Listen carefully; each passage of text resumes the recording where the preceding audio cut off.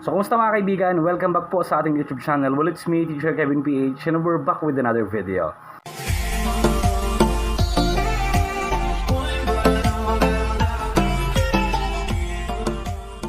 So, kahapon merong isang estudyante na nag-message sa atin, elementary student.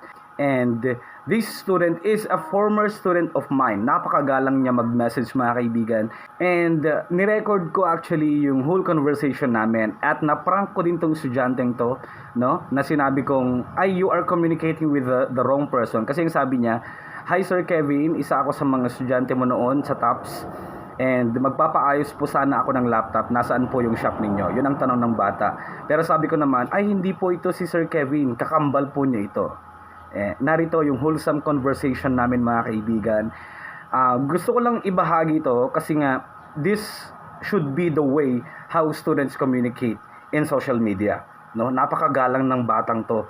And noon pa man din laging po and opo, no, yung every time na magkikipag-communicate tong batang to sa atin. Ang pangalan niya ay Kaiser. And may time kasi tayo during that time kahapon, kaya parang nakipagbiroan lang din tayo sa kanya. And napaniwala natin siya na hindi tayo si Sir Kevin at parang kambal lang natin si Sir Kevin. So panoorin natin to mga kaibigan.